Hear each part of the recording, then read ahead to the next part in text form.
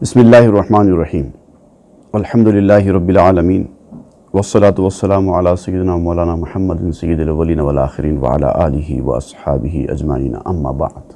درس مثنوی کی 54ویں نشست میں ہماری جو گفتگو رکی تھی وہ موضوع تھا ایک تاجر کا اپنے تجارت کے سفر پر ہندوستان آنا، اور جب وہ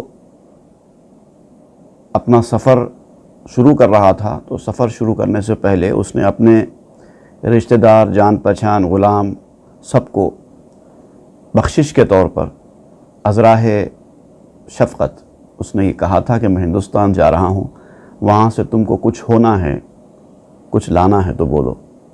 سب نے اپنی اپنی خواہش کا اظہار کیا تھا۔ اس کے پاس ایک طوطی تھی جس کو ہم طوطا کہتے ہیں، وہ پنجرے میں تھی۔ اس کو بھی اس نے کہا کہ میں ہندوستان جا رہا ہوں، اگر تجھے کچھ چاہیے تو بول، میں لے کے آؤں گا۔ تو طوطی نے کہا کہ مجھے کوئی چیز چاہیے تو نہیں، البتہ وہاں پر میرے ہم جنس، میرے صنف کے جو پرندے ہیں وہ آزاد اگر گھومتے ہوئے دکھائی دیں تو ان کو میرا ایک پیام دے دینا، ایک میسیج پہنچا دینا۔ تو وہ کیا میسیج تھا جو پہنچانے کے لیے اس سوداگر سے اس طوطی نے خواہش کی تھی، اس کی گفتگو چل رہی تھی۔ اب یہ خواہش کرتے کرتے اس نے اللہ تعالیٰ سے خطاب کرتے ہوئے کچھ باتیں کہی۔ وہاں سے آج کی ہماری گفتگو شروع ہوگی، جو کہ آج کا ہمارا یہ 55واں ایپیسوڈ ہے۔ اے جفائے تو ز دولت خوب تر، وانتقام تو ز جاں محبوب تر۔ اے خدا تیری جفا جو تو ہم کو پریشانیاں اور تکلیفیں دیتا ہے، یہ ہمارے لیے دنیا کی دولت سے بھی بہتر ہے۔ تو کوئی چیز بغیر مصلحت کے کرتا نہیں ہے، ہر کام میں تیرے حکمت ہوتی ہے، تو ہمارے لیے تو تیری دی ہوئی تکلیفیں بھی قابل قبول ہیں اور ہم اس کو دولت سمجھتے ہیں۔ تیرا انتقام تو ہم کو جان سے بھی زیادہ پیارا ہے، کیونکہ جب تو کسی برائی کا انتقام لیتا ہے تو برائی کو میٹنے کے لیے لیتا ہے، تو اس لیے ہمارے لیے یہ جان سے بھی زیادہ پیارا ہے۔ نعرے تو اینست نورت چوبوت، ماتم ایتاں خود کے صورت چوبوت۔ تیری آگ ایسی ہے کہ جو ہم کو توانائی بخش رہی ہے، انرجی دے رہی ہے، ہمارے لیے روشنی فراہم کر رہی ہے، تو تیرا نور کیسا ہوگا جو صرف طاقت اور روشنی ہے۔ آگ میں جہاں طاقت اور روشنی ہوتی ہے وہاں جلا دینے کی صلاحیت بھی ہوتی ہے، نقصان پہنچانے کی صلاحیت بھی ہوتی ہے۔ تو یہ جو گرمی ہے، تیرے جفا کی گرمی، آگ کی گرمی، یہ ہم کو جب اتنی پیاری ہے تو نور کتنا پیارا ہوگا۔ یعنی اللہ تعالیٰ کے غصے کو آگ سے اور اس کی رحمت کو نور سے تشبیہ دی جا رہی ہے۔ ماتمیتا خود کے صورت چوبوت، تیرا غم ایسا ہے تو تیری خوشی کیسی ہوگی۔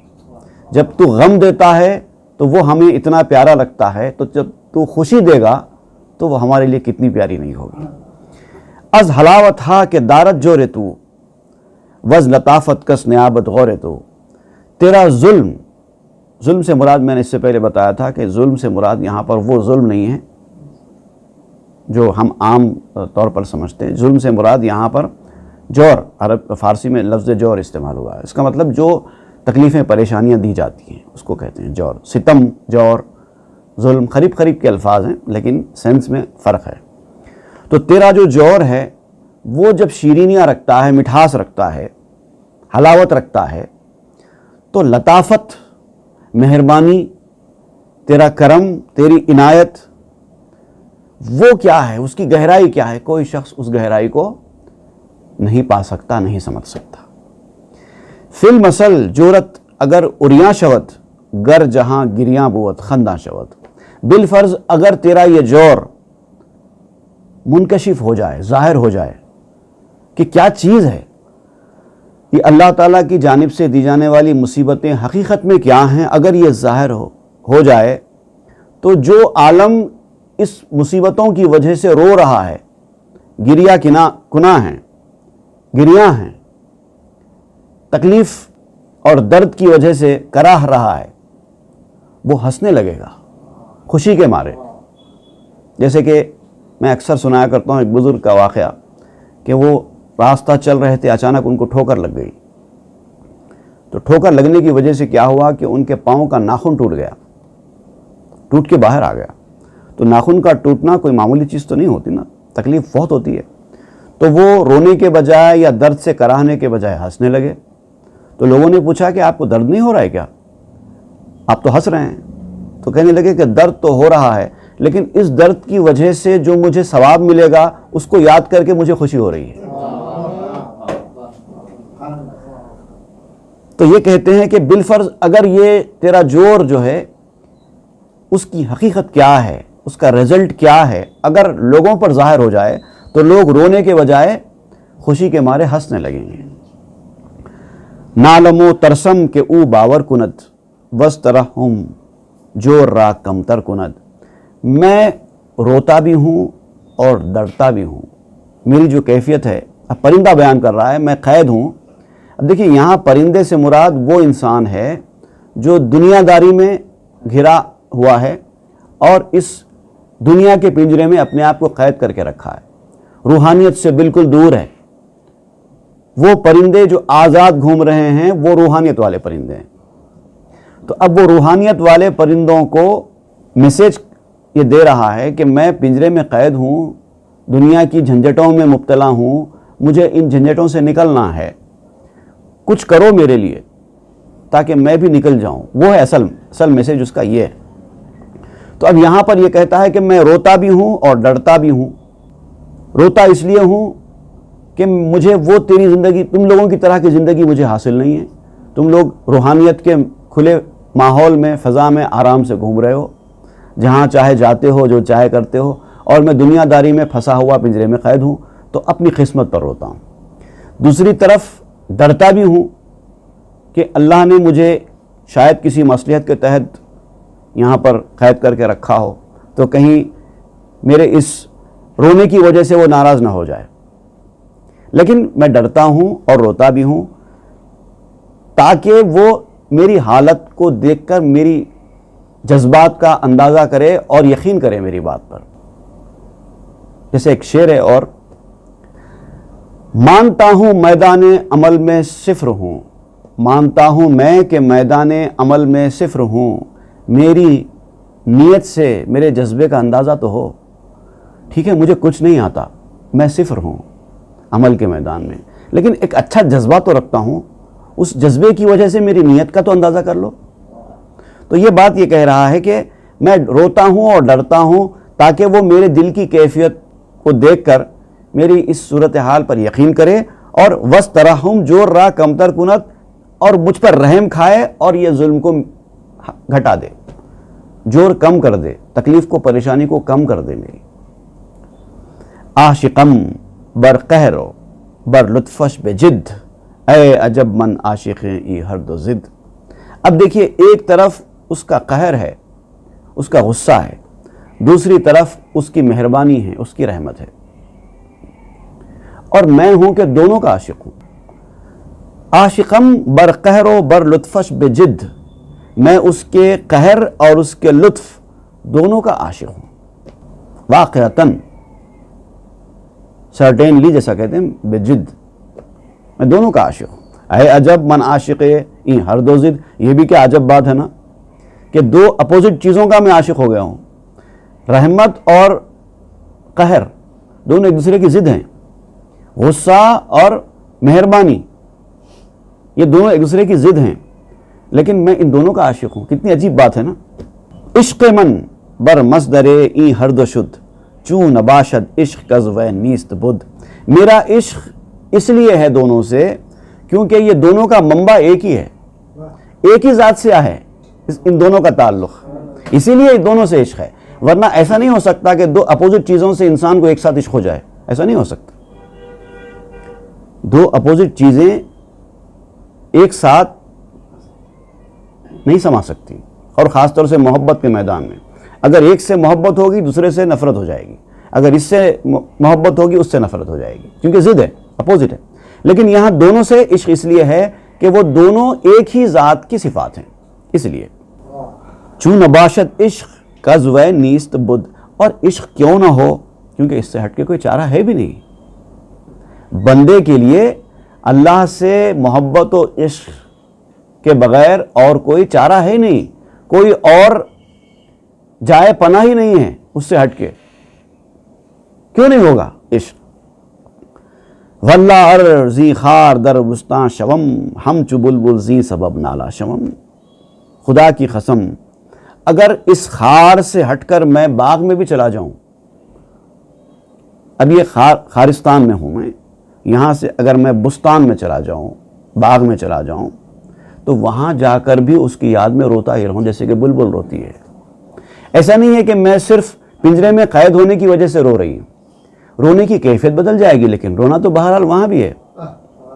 باغ میں جاؤں گی بھی تو وہاں پر مجھے رونا تو ہے.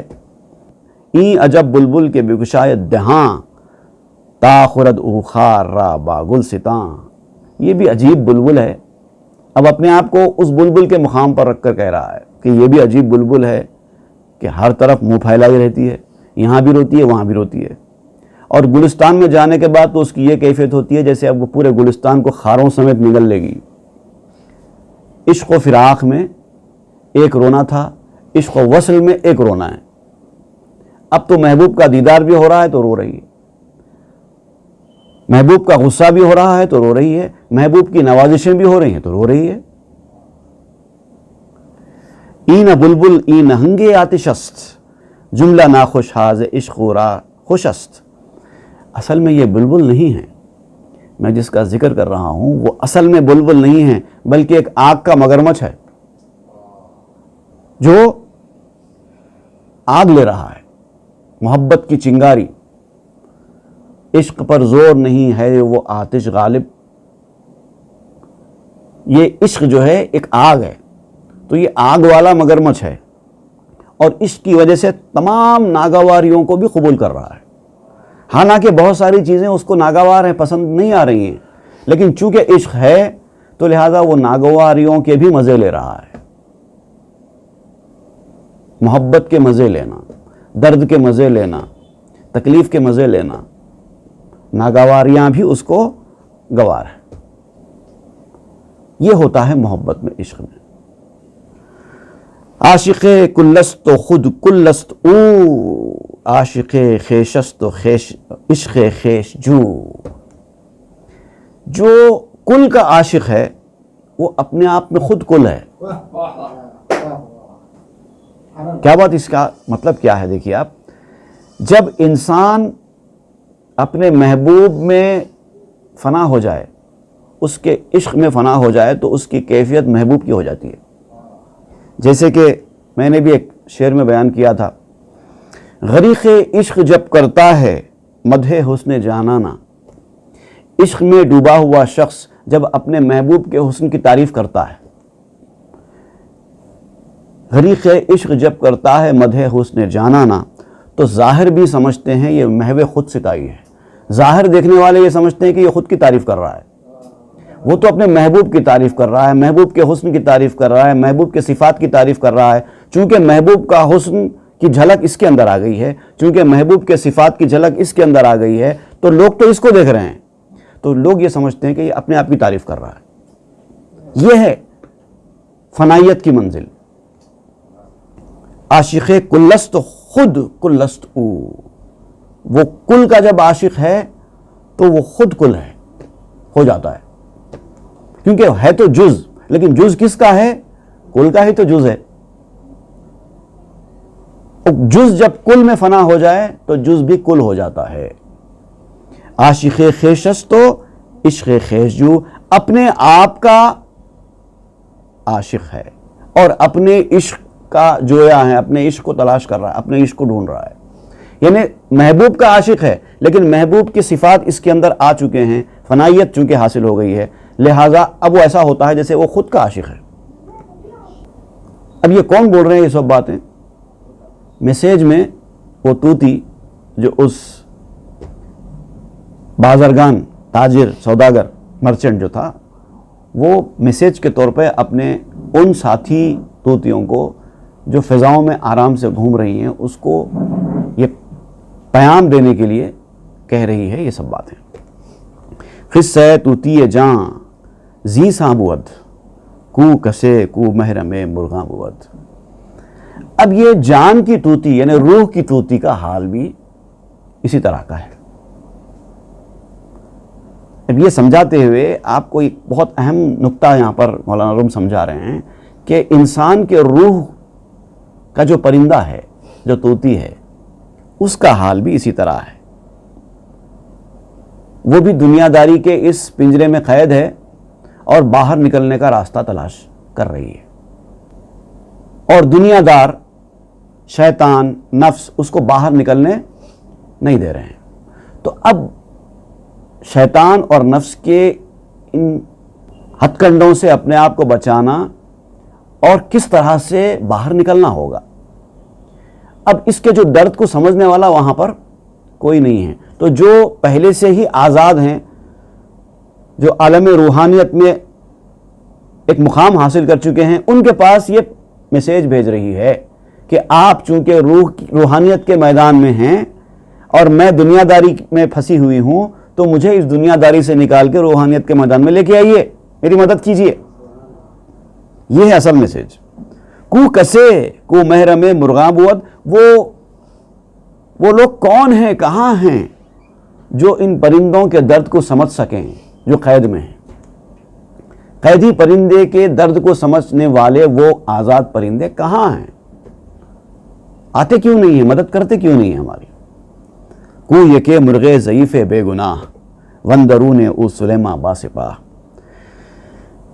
جو کہ ایک پرندہ پنجرے میں قید ہے، اصل میں وہ ایک کمزور اور بے گناہ ہے۔ دنیا نے اس کو غلط خواب دکھا کر، دنیا داری کے حسین خواب دکھا کر یہاں پر پھنسا کر رکھ دیا ہے۔ نفس نے اس کو آرام طلبی، خواہشیں پوری کرنے کے جذبات، یہ ساری چیزوں میں الجھا کر دنیا دار بنا رکھا ہے۔ شیطان اور اس کے چمچوں نے دنیا کو بہترین سے سجا سنوار کر اس کو دنیا دار بنا کے رکھا ہوا ہے۔ یہ اپنے آپ میں کمزور اور بے گناہ ہے، اس کی کیا غلطی ہے بیچاری؟ اس کو کچھ معلوم ہی نہیں ہے کہ روحانیت کی دنیا کیا ہوتی ہے۔ لیکن اس کی کیفیت کیا ہے حقیقت میں؟ وندرون او سلیما باسپا، یہ اس کے اندر سلیمان علیہ السلام کے سپاہی ہیں۔ اگر وہ ان سپاہیوں کو استعمال میں لائے تو پھر یہ نہ صرف یہ کہ پنجرے میں سے آزاد ہو سکتا ہے، دنیا میں رہ کر بھی دنیا داریوں سے بچ سکتا ہے، بلکہ روحانیت کی کھلی فضاؤں میں اڑ بھی سکتا ہے۔ وہ طاقت ہے اس کے اندر، ایسا نہیں ہے کہ اس کو پنجرے میں قید کر کے اس لیے رکھا گیا ہے کہ وہ اڑ نہیں سکتا۔ وہ اڑ سکتا، برابر اڑ سکتا ہے، کیونکہ اس کے اندر وہ طاقت ہے، وہ پر موجود ہیں جو اس کو اڑا سکیں، لیکن اس کے لیے پنجرے سے باہر نکلنا ہوگا۔ چوں بنالت زار بے شکر و گلا، افتد اندر ہفت گردوں غلغلہ، جب وہ بغیر شکر کے اور بغیر شکوے کے خوب روتا ہے۔ جب یہ پرندہ قید میں ہو کر دو چیزوں کے بغیر روتا ہے، ایک کہتے ہیں کہ بغیر شکر کے روتا ہے اور ایک بغیر شکوے کے روتا ہے۔ افتد اندر ہفت گردوں غلغلہ، تو ساتوں آسمانوں میں شور مچ جاتا ہے، فرشتوں میں ہلچل مچ جاتی ہے۔ تو اب یہاں یہ پر اہم بات میں آپ کو سمجھاؤں کہ بغیر شکر اور بغیر شکوے کے رونا کیا ہوتا ہے۔ یہ خصوصیت ہے، یہ بغیر شکوے کے رونا تو آپ کو سمجھ میں آتا ہے کہ پرندہ شکوہ نہیں کرتا، گلہ نہیں کرتا، شکایت نہیں کرتا، لیکن یہ بغیر شکر کے کیا بات؟ وہ شکر بھی نہیں کرتا۔ تو کس چیز کا شکر کرے گا؟ کیا مجھے دنیا داری میں پھنسا دیا گیا اس کا شکر کرے گا؟ اگر کوئی بندہ جو دنیا داری میں الجھا ہوا ہے وہ اگر اس بات پر شکر کرے کہ چلو اچھا ہے مجھے دنیا داری میں رکھا گیا ہے، پھر تو یہ غلط بات ہو جائے گی نا۔ تو اس لیے وہ اس مرحلے پر شکر نہیں کرتا، دنیا داری میں پھنس کر پنجرے میں بند رہنے کا شکر ادا نہیں کرتا، دوسری چیزوں کا شکر ادا کرے گا۔ یہاں سے تو وہ نکلنا چاہتا ہے، وہ رہنا نہیں چاہتا۔ شکر ادا کرنے کا مطلب تو یہ ہوگا کہ وہ اس میں خوش ہے، تو شکر بھی ادا نہیں کرتا اس کا، قید کرنے کا، لیکن گلا شکوہ بھی نہیں کرتا، کیونکہ اس کو معلوم ہے اس کی کمزوری کی وجہ سے اس کو قید کیا گیا ہے۔ تو گلے شکوے تو قابل قبول نہیں ہوں گے نا۔ لیکن جب یہ کوشش کرتا ہے، اپنے پر پھڑپھڑاتا ہے باہر نکلنے کے لیے، پوری کوشش کرتا ہے اور روتا ہے اپنی کیفیت پر، تو آسمانوں میں فرشتوں میں ہلچل مچ جاتی ہے۔ ہر دمش صدنامہ ست پے کس خدا، یا ربے زو ششت لبے کس خدا۔ اور یہ کیفیت جب ہو جاتی ہے اس کی، روحانیت کے میدان میں نکلنے کے لیے اس کا پھڑ پھڑانا، کوشش کرنا، بے چین ہو جانا، جب یہ کیفیت میں وہ آتا ہے تو اس کے پاس ہر وقت اللہ تعالیٰ کے پاس سے 100 پیام اور 100 قاصد آتے رہتے ہیں۔ الہامات کا سلسلہ شروع ہو جاتا ہے، رہنمائیوں کا سلسلہ شروع ہو جاتا ہے، اور جب وہ ایک بار یا ربی کہتا ہے، یا ربی زو ششت لبے کس خدا، جب وہ ایک بار اپنے رب کی طرف متوجہ ہو کر یا ربی کہتا ہے تو اللہ تعالیٰ 60 مرتبہ اس کو لبیک کہتا ہے۔ 60 مرتبہ سے مراد یہاں پر عدد کی طرف نہیں بلکہ زیادتی کی طرف ہے مراد۔ تم ایک بار یا ربی کہو، اللہ تعالیٰ 60 بار لبیک، اے لبیک میرے بندے کیا چاہتا ہے، یہ کہے گا۔ ذلت او بہز طاعت پیش حق، پیش کفرش جملہ ایماں خلق۔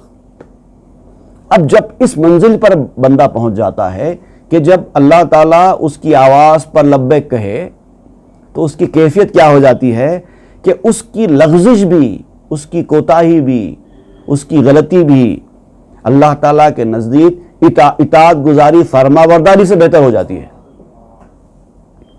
اب یہاں پر اطاعت گزاری سے لغزش کو، کوتاہی کو بہتر کیوں قرار دیا جا رہا ہے؟ بڑی کام کی بات ہے، یہ بات نوٹ کیجئے۔ جب کوئی بندہ اطاعت گزاری، فرما برداری، عبادت، ریاضت کرتا ہے اور اپنی اس اطاعت گزاری، فرما برداری پر خوش ہو کر اکڑتا ہے کہ میں نے یہ کر دیا، میں نے رات بھر نوافل پڑھ لی، میں نے اتنے قرآن ختم کر لیے، میں نے اتنے غریبوں کو کھانا کھلایا، میں نے ان کی مدد کی، میں نے سارے نیک کام کیے، تو اس نیکی پر ضرورت سے زیادہ خوش ہونا یا اس کے اوپر اکڑنا یا اپنے آپ کو نیک سمجھنا ان اعمال کی وجہ سے، اس سے اچھا تو یہ ہے کہ آدمی گناہ کر کے توبہ کرے۔ ویسا نیکی پر اتنا زیادہ خوش ہونا کہ طبیعت میں انانیت پیدا ہو جائے، خود پسندی پیدا ہو جائے، اس سے اچھا تو یہ ہے کہ انسان سے غلطی ہو اور پھر وہ اللہ کے حضور جھک جائے غلطی کی معافی چاہنے کے لیے، روئے۔ تو اس کا رونا، اپنی غلطی پر رونا، اس عبادت کرنے والے کی عبادت پر خوش ہونے سے اچھا ہے۔ یہ ہے ذلت او بہ ز طاعت پیش حق۔ اللہ کے نزدیک وہ طاعت سے بہتر ہے اس کی ذلت، اس کی لغزش۔ پیش کفرش جملہ ایماں خلق، اور ایسے آدمی کے کفر کے مقابلے میں ایمان بھی پرانے ہیں، ایمان بھی بے ارزش ہیں، آؤٹ ڈیٹڈ ہیں۔ جملہ ایمان آؤٹ ڈیٹڈ ہے ایسے آدمی کے کفر کے سامنے بھی۔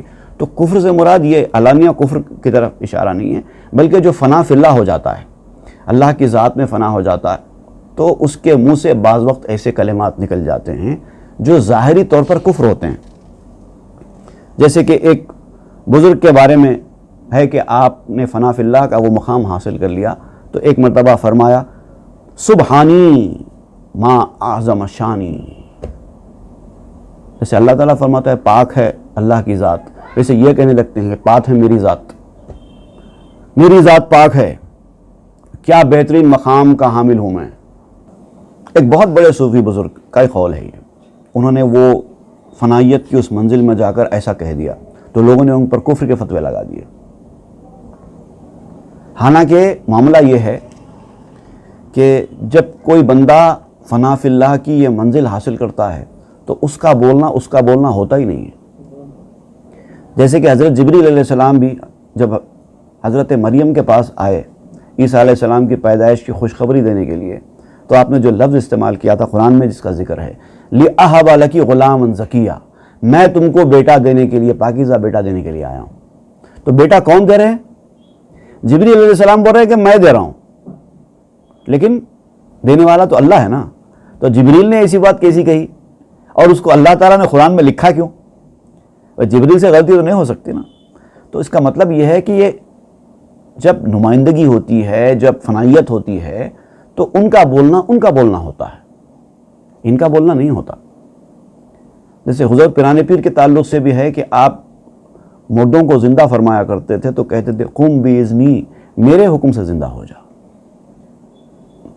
جبکہ عیسیٰ علیہ السلام جب مردوں کو زندہ کرتے تھے تو حالانکہ وہ نبی، حضور پیرانے پیر نبی نہیں، عیسیٰ علیہ السلام نبی، اور وہ بھی جلیل القدر انبیاء میں ان کا شمار ہے. وہ کہتے تھے مردوں کو زندہ ہونے کے لیے قم باذن اللہ، اللہ کے حکم سے زندہ ہو جا، اور آپ غیر نبی ہونے کے باوجود کہا کرتے تھے قم باذنی، میرے حکم سے زندہ ہو جا. تو کیوں؟ اب لوگوں نے اس پہ بھی فتوے لگا دیے، ان کو پتہ ہی نہیں ہے نا یہ فنا فی اللہ کی منزل ہوتی کیا ہے. تو اسی مفہوم کو میں نے واضح کرتے ہوئے ایک شعر میں بھی بیان کیا تھا، قم باذن اللہ ہو یا قم باذنی کی صدا. ایک طرف قم باذن اللہ ہے، ایک طرف قم باذنی ہے. قم باذن اللہ ہو یا قم باذنی کی صدا ایک ہوتی ہے فنا فی اللہ کی گفتار میں. جو فنا فی اللہ ہو جاتا ہے اس کے پاس قم باذن اللہ بولو یا قم باذنی بولو، دونوں ایک ہی بات، فرق ہی نہیں ہے.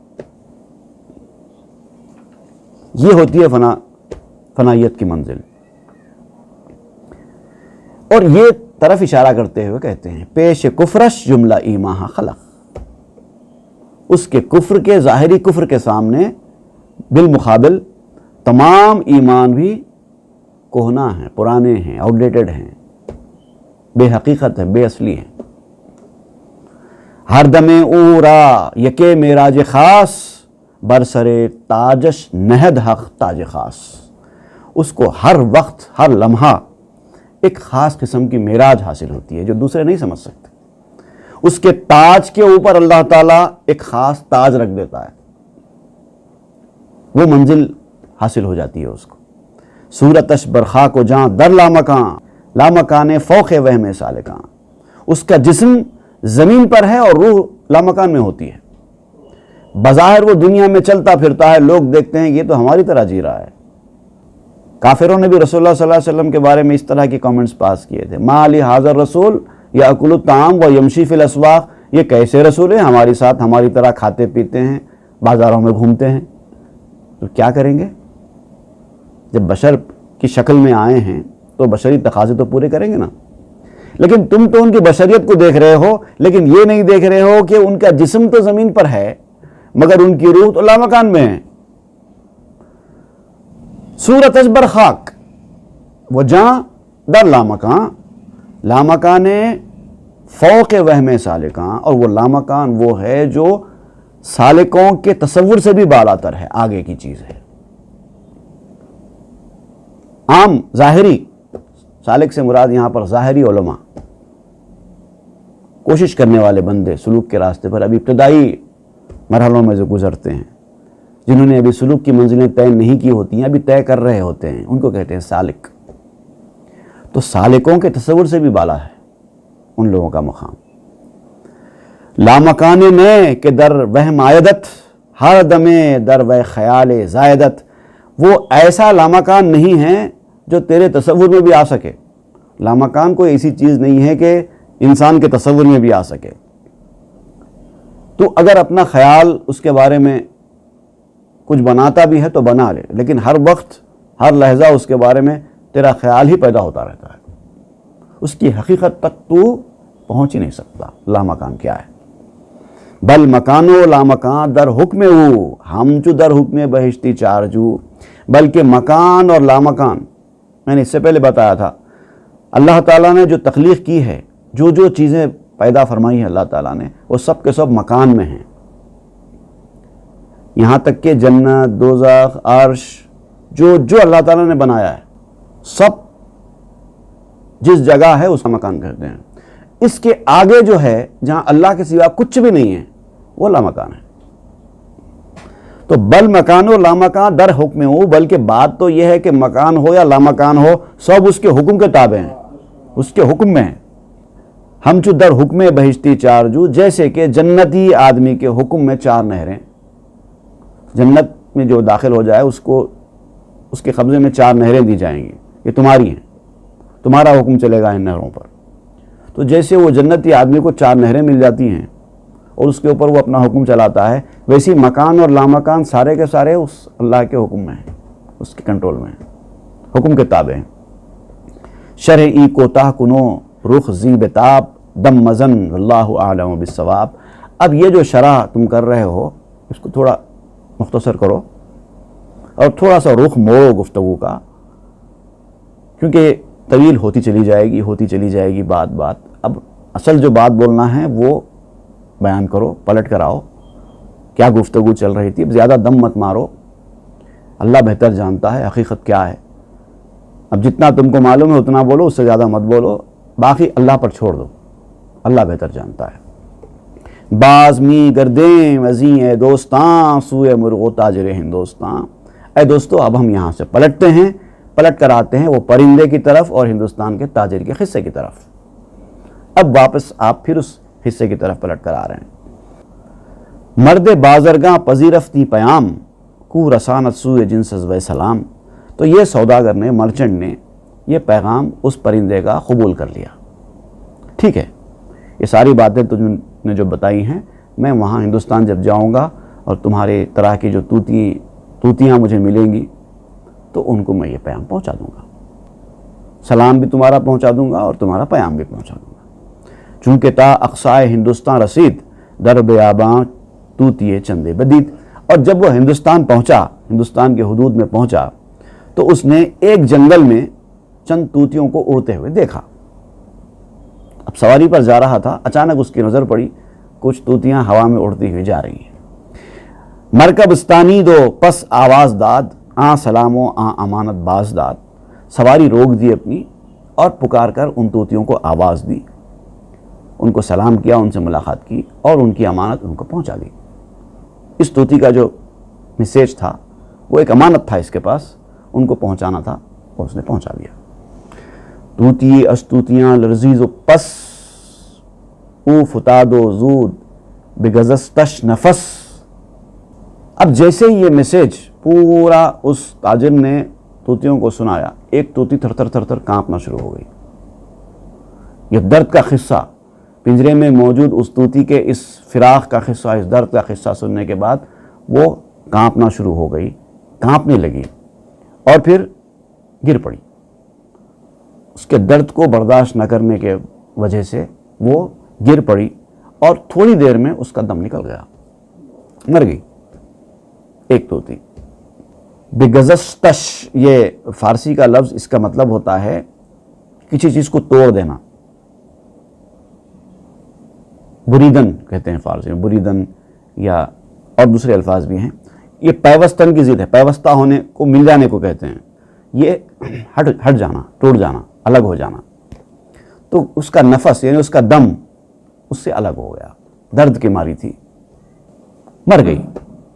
شد پشیماں خواجہ از گفت خبر گفت رفتم در ہلاک جانور۔ تو اب یہ خواجہ سے مراد یہ سردار، خواجہ سردار کو کہتے ہیں۔ تو یہ سردار، تجارت کا سردار جو بھی ہے، یہ پریشان ہو گیا۔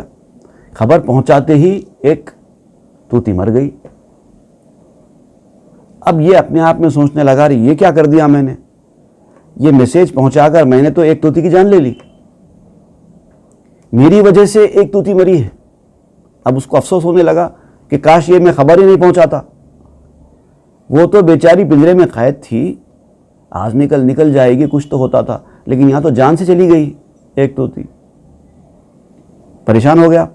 ای مگر خیشست با آن توتیک ای مگر دو جسم بود و روح یک۔ تو اب اس نے سوچا کہ شاید یہ توتی اور وہ توتی ایک دوسرے کی کوئی قریبی رشتہ دار ہے، کوئی بہت گہری دوستی ہے ان دونوں کے درمیان، اسی لیے وہ تاب نہیں لا سکی اس درد کی، اور اسی لیے یہ دو جسم ایک جان تھے، اس نے یہ خیال کیا دو جسم ایک جان کی کیفیت تھی ہوگی ان دونوں کے درمیان، اسی لیے اس کی تکلیف کو یہ برداشت نہیں کر سکی اور مر گئی۔ ہی چرا کردم چرا دادم پیام سوختم بیچارہ را زی گفت خام۔ اب یہ سوچنے لگا کہ میں نے ایسا کیوں کیا، کیوں پیغام پہنچایا میں،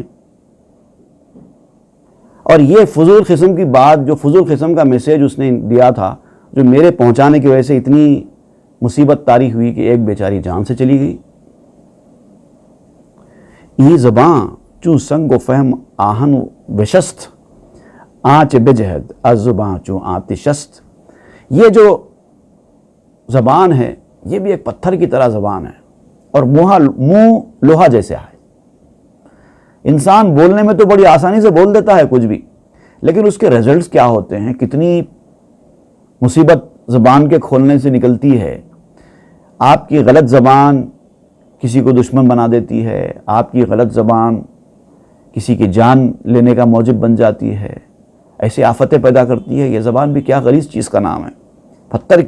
یہ زبان پتھر کی طرح ہے اور منہ لوہا جیسا ہے، اور جو زبان سے نکلتا ہے آگ کی طرح ہوتا ہے، آگ لگا دیتا ہے۔ سنگ و آہن را مزن برہم گزاف، گہ ضروئے نخل و گہ ازروئے لاف۔ خامخواہ پتھر اور لوہے کو مت ٹکرایا کرو، آگ نکل جائے۔ جب ہم پتھر اور لوہے کو ایک دوسرے سے ٹکراتے ہیں تو چنگاری نکلتی ہے، اور وہ چنگاری ہو سکتا ہے کہ آگ میں تبدیل ہو جائے، جلا دے۔ اور جب آگ لگ جاتی ہے تو کبھی کبھار تو جنگلوں کو اپنی لپیٹ میں لے لیتی ہے، نکلتی تو ایک چھوٹی چنگاری سے ہے۔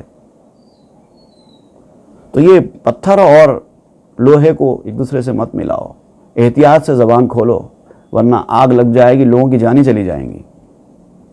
کبھی نخل کے طور پر گہ ضروئے نخل، کبھی ہم نخالی کے طور پر کچھ بھی بول دیتے ہیں، اس سے لوگوں کو پریشانی ہو جاتی ہے۔ کبھی شیخی بگاڑنے کے لیے کچھ بھی بول دیتے ہیں، اس سے پریشانیاں ہو جاتی ہیں۔ تو ہمارا بولنا ہر وقت کام کا نہیں ہوتا، کبھی بیکار باتیں بھی کر بیٹھتے ہیں، جو نہ بولنے کی باتیں ہوتی ہیں وہ بھی کر بیٹھتے ہیں، تو اس سے پریشانیاں لاحق ہو جاتی ہیں۔ زاں کے تاریکیست ہر سو پم بازار، درمیان پمبا چوں باشد شرار۔ کیونکہ اندھیرا ہے اور ہر طرف روئی روئی ہے، کاٹن ہے۔ اب اندھیرا بھی ہے، روشنی کے لیے لوہا اور پتھر کو گھسنا بھی ہے، لیکن پریشانی یہ ہے کہ ہر طرف کاٹن ہے۔ ذرا احتیاط کا مظاہرہ نہیں کریں گے تو آگ لگ جائے گی۔ اور شعلہ وہ چیز ہوتی ہے، درمیانے پنبا چوں باشد شرار، یہ کاٹن یا روئی ایسی چیز ہوتی ہے کہ اس میں شعلہ بھڑک کر رک کیسے سکتا ہے؟ جب لگ جائے گا تو پھر ایسا لگ جائے گا کہ جلا کے راکھ کر دے گا اور آگ پھیلتی ہی چلی جائے گی۔ ظالمہ قومے کے چشمہ دختند، و سخنہا آل میرا سوختند۔ اور وہ لوگ ظالم ہیں جنہوں نے آنکھیں سیلی ہیں، دیکھتے ہوئے بھی کہ یہ جل رہا ہے بجھاتے نہیں ہیں، دیکھتے ہوئے بھی کہ لوگ غلط راستے پر جا رہے ہیں روکتے نہیں ہیں، دیکھتے ہوئے بھی کہ لوگوں نے سچائی کا راستہ چھوڑ دیا ہے لوگوں کو ہدایت دیتے نہیں ہیں۔ ظالم ہیں ایسے لوگ۔ وَالسُّخَنْهَا عَلَى مِرَا سُخْتًا، پھر بھی جانتے ہیں کہ ہماری زبان سے اتنی ساری آفتیں پیدا ہو سکتی ہیں، پھر بھی بولے چلے جاتے ہیں، دنیا کو جلانے کا کام کرتے ہیں۔ اپنی زبان کو قابو میں رکھو، جو بولنا ہے وہ بولو، جو نہیں بولنا ہے اس کو منہ میں بند رکھو، ورنہ آپ کی چھوٹی سی نکلی ہوئی منہ سے بات فتنہ فساد پھیلا سکتی ہے۔ اور اس طرح یہ دو لوگوں کے اوپر ہے، ایک تو وہ لوگ جو دنیا میں فساد برپا کرنے کے لیے کچھ بھی بولے چلے جاتے ہیں، کچھ لوگ ہیں شہرت کے لیے کنٹروورسیز کریٹ کرتے ہیں تاکہ ان کو سستی شہرت مل جائے، اور کچھ لوگ ایسے بھی ہوتے ہیں جو اہل دل اہل باطن ہوتے ہیں، لیکن نااہل کے سامنے کچھ ایسی راز کی باتیں بیان کر دیتے ہیں کہ وہ نہ سمجھنے کی وجہ سے گمراہ ہو جاتا ہے۔ ایسے بھی ہیں۔ ہر بات ہر کسی کے سامنے سنائی جانے کی نہیں ہوتی۔ آپ کچھ معرفت کی کچھ اچھی باتیں بھی اگر نااہل کے سامنے کریں گے تو وہ ہٹک جائے گا۔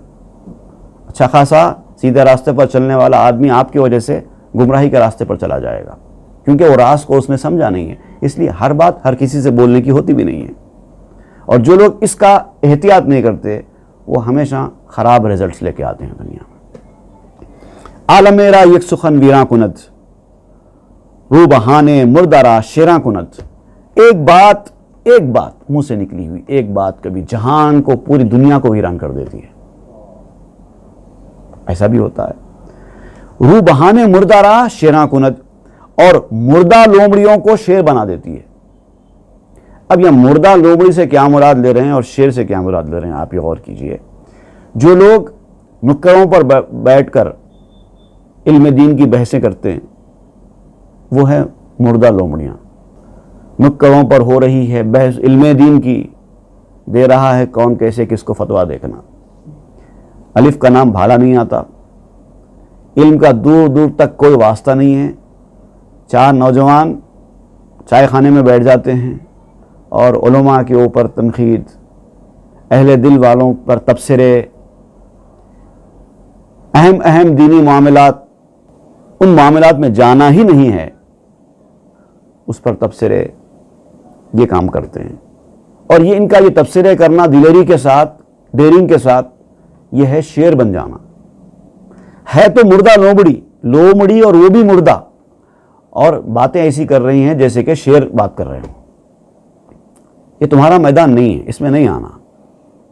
علم کے، روحانیت کے اس مقام پر پہنچو تو وہ گفتگو کرو، نہیں تو نہیں کرنا۔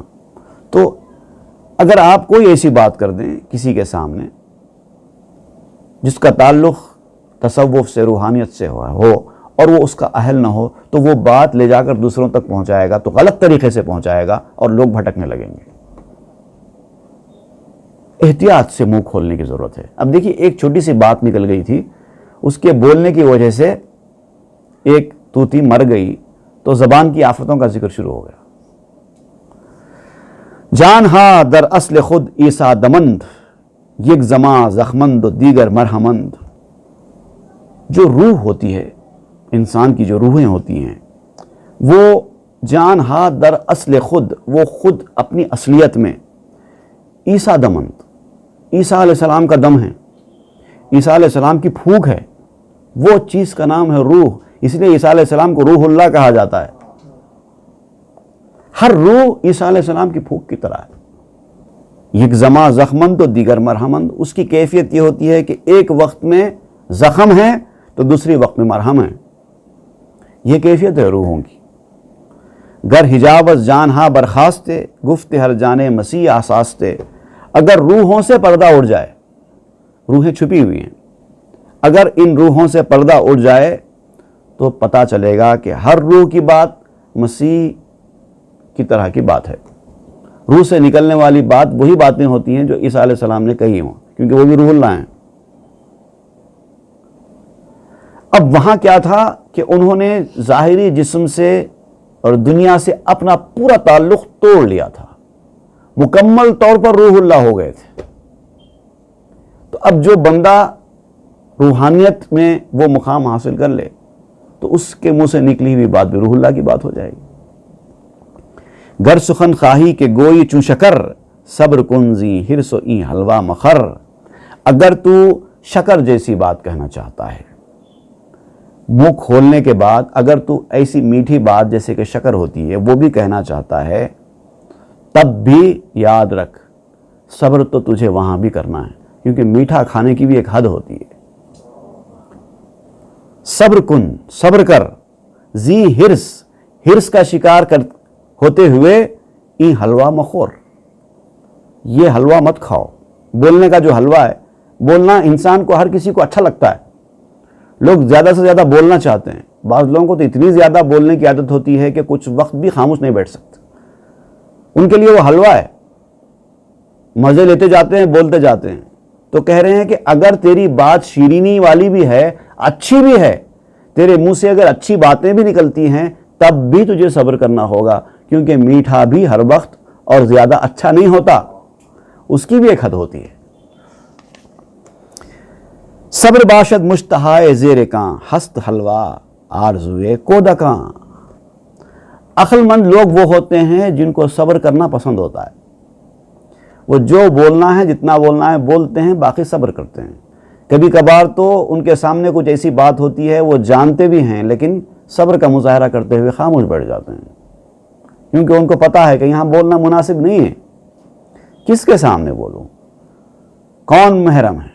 کوئی محرم نہیں ملتا جہاں میں، مجھے کہنا ہے کچھ اپنی زبان میں، وہ کیفیت ہے ہی نہیں، کوئی محرم سمجھنے والا ہی نہیں ہے۔ تو وہ جانتے بوجھتے ہوئے اس موضوع پر مہارت رکھتے ہوئے بھی ایسے منہ بند کر کے خاموش بیٹھ جاتے ہیں جیسے ان کو کچھ پتہ ہی نہ ہو.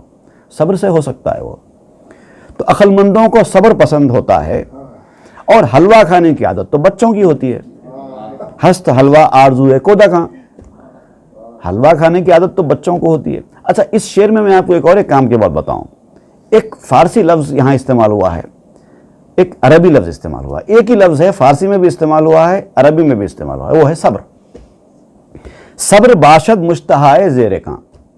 یہ صبر عربی لفظ ہے, صبر کرنا, جیسے ہم اردو میں بھی بولتے ہیں صبر کرنا. لیکن ایک فارسی لفظ بھی ہے یہ صبر. اگر آپ زیر سے پڑھیں تو یہ صبر ہوتا ہے.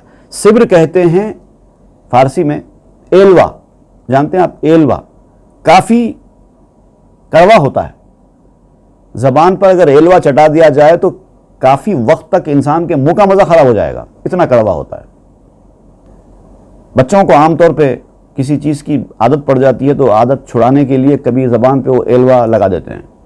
اب اس کے بعد وہ کچھ بھی کھائیں گے پسند نہیں آئے گا ان کو, کیونکہ اس کی کڑواہٹ منہ میں باقی رہ جاتی ہے. تو اتنا کڑوا ہوتا ہے ایلوا. تو اب یہاں پر صبر کو اگر ہم صبر پڑھے ایلوے کے معنی میں, دیکھیے کیا مطلب ہوتا ہے اس کا. صبر باشد مشتہائے زیر کاں, ہست حلوہ آرزوئے کودا کاں. ایلوا تو عقل مند کو پسند ہوتا ہے اور حلوہ کھانے کی عادت تو بچوں کی ہوتی ہے. مطلب کڑواہٹ, عقل مندوں کو کڑواہٹ پسند ہوتی ہے, چھوٹے معصوم بچوں کو جن کو عقل نہیں ہوتی ان کو مٹھاس پسند ہوتی ہے. تو اب یہاں پر کیا مراد لے رہے ہیں؟ آرام و آسائش سے مراد لے رہے ہیں حلوہ. جو لوگ آرام و آسائش کی عیش کی زندگی گزارنا چاہتے ہیں وہ حلوہ پسند کرنے والے چھوٹے معصوم بچے بے عقل ہیں, عقل نہیں ہے ان کو. لیکن جو عقل مند ہوتا ہے وہ زندگی کے کڑواہٹوں سے مزے لیتا ہے, اس کو وہ پسند ہوتا ہے. ہر کے صبر آورد گردوں بر روت, ہر کے حلوہ خورد واپس در روت.